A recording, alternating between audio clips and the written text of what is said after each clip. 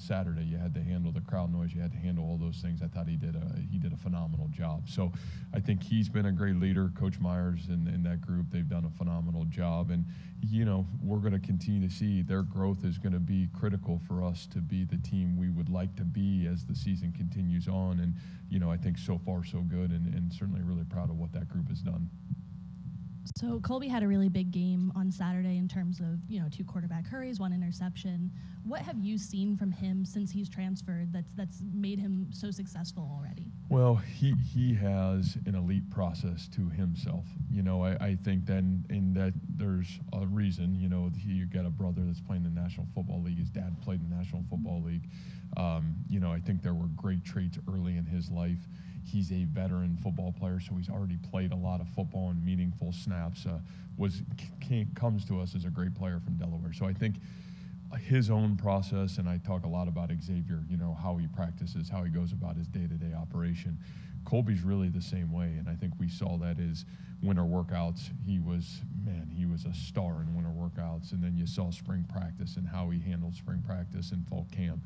So to me, what you're seeing now is really what his own process has led him to be able to be. But what he did Saturday was fantastic. As good of a performance that we've seen in terms of what we asked him to do was not just play Sam linebacker. He was playing Mike. He was playing Will. He was playing Sam. At times he played defensive end. There were a lot of things we asked him to do throughout the football game, and that's a credit to him to be ready, but played a phenomenal football game for us.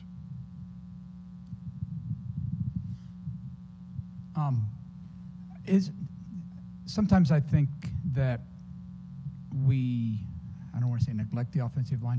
When stuff's not going good, we're very quick to blame the offensive line. When the offense isn't moving well, if we're not going to blame the offensive line, we're going to blame Tom Manning. Why is that? Why do you think that is? Yeah, I just think, being in the roles of all those people, being the O-line coach, being the offensive coordinator, obviously being the head coach, I think people they're attracted, number one, to offense. I think that's just the nature of the beast. Obviously, offense scores points or doesn't score points one way or another. And so I think the emphasis at times from a fan base or from somebody trying to critique the game that maybe doesn't have all the knowledge to critique it, instantly you're going towards what's happening with the football. And, I think from that standpoint, there is reality. The better your offensive line plays, usually the better you play, and all those things. But, I just think that's the nature of the beast, and I think that's why it's really hard to play offensive line. You don't get a lot of notoriety. I've always said this in the recruiting process. Offensive lineman is, it's a one position it's really hard to play because it's like long snapper, it's like playing kicker, it's like playing punter. You don't notice them until something good or bad happens, and usually when something good happens, it just kind of flies by the wayside, and you expect those good things to happen. So I think, again, that's why there's got to be a real strong mental toughness to play those positions and to be the offensive coordinator or the head coach and all those other things. Who was better during that 99-yard drive, the offensive line or Tom? Yeah, or you, because I know you've got a little bit of input on plays. No, I think a collective effort. I think the one thing you would just say in general offensively, I thought really a masterful Saturday by that group. I thought the game plan was outstanding. If we don't have some of the inefficiencies of turning the ball over down in the red zone, you're really driving the ball with great efficiency the entire game. And I thought the collection in the moment in that 99-yard drive, obviously starts with a great plan, and I thought the plan was outstanding.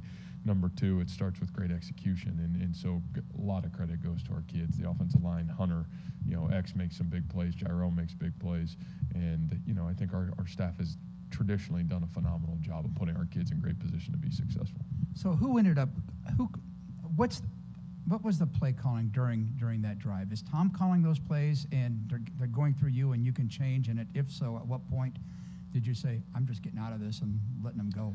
Yeah, I think Tom has really done a phenomenal job. And, I think for the most part, man, he is putting us in the best position, play in and play out for us to be successful. And so, a lot of my work and continued work always happens, throughout the week, in really all phases of it, and try to help us kind of navigate how do you win the football game. And there's times in the game where I feel like, there's some things that maybe I see or can interject that can be advantageous to the team. And, I still like that part of being a head football coach. And there is a chess match within the game. And, how can I help guide that the best way for the team to be successful? How would you describe Jared Russ's progression through your program? Yeah, I probably use the word transformational. I think he has totally transformed his body, his mindset, who he was to who he's become. Probably one of the great leaders right now in our program. And, you're talking about a guy that came in, he walked on to play linebacker. Then all of a sudden, I think we saw this big physical body that, we had just lost Sam Buckner, and we were kind of looking for, man, is there a guy that fits that mold?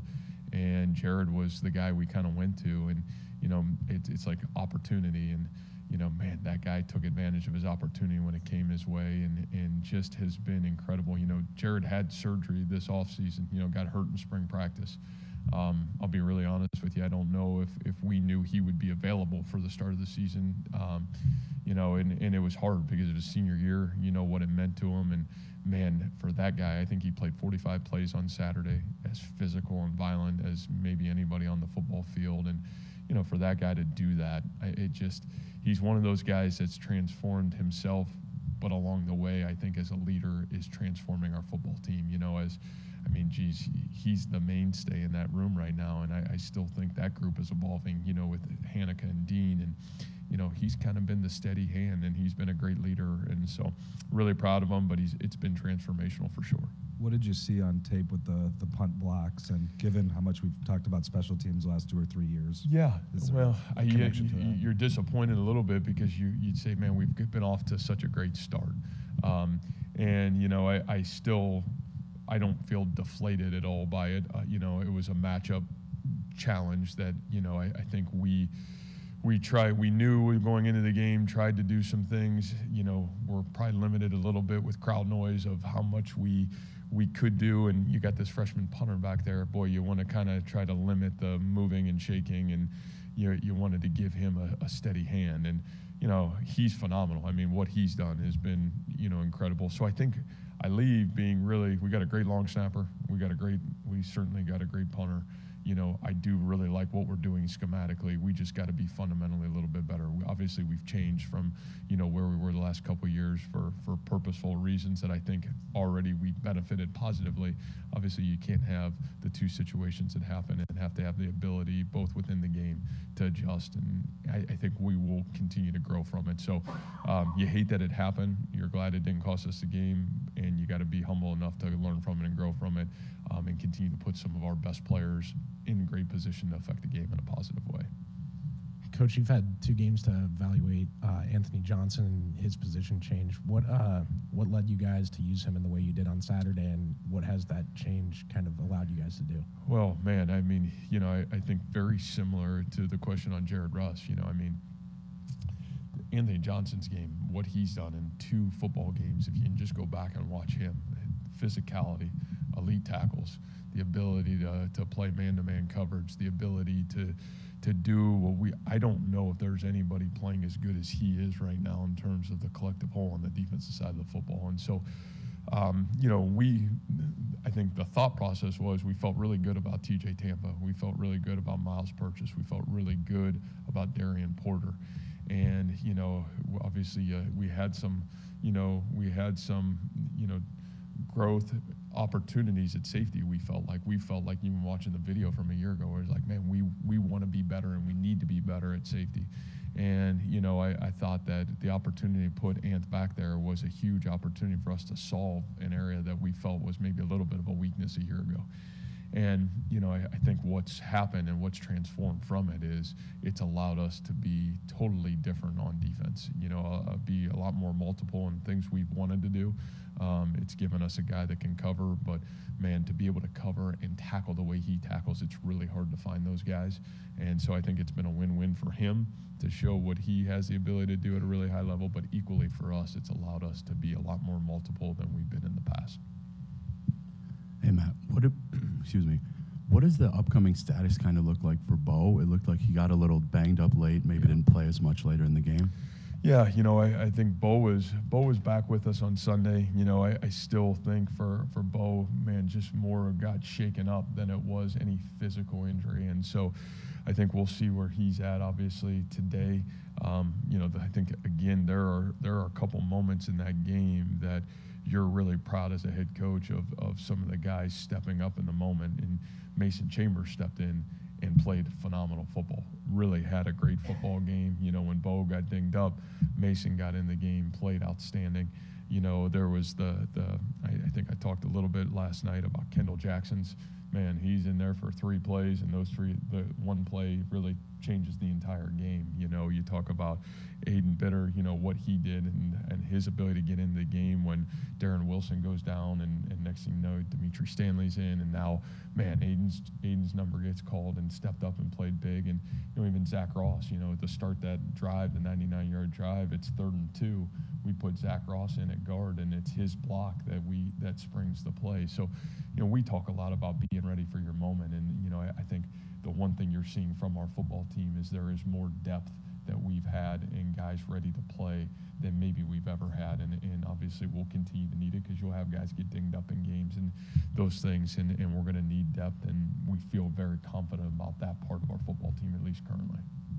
On the offensive side, how's X doing? Jalen Noel looked like he got popped pretty good too. Yeah, I think both of those guys are in a really good spot. Jalen was, back at practice on Sunday as well. I think feel very confident about where he's at. Xavier, I think more exhausted than anything else, and obviously a lot on his plate. So, but ready to rock and roll for sure. Was this game, as far as just the tough physical play on both sides, was that kind of reminiscent a little bit of Oklahoma State last year? And as maybe the situations are a little different this year, you don't go right back to another conference game right afterwards. But, I mean, it seemed that way to me. Yeah, I think you're talking. It was an extremely physical game, and I think with the brand of football we want to play, and obviously what our opponent plays is, when those things happen, you're going to come out of a game physically, worn, and yet that's college football, and I think that's the thing for us. I feel like we play that way week in and week out, and I think that's where that depth piece is critical.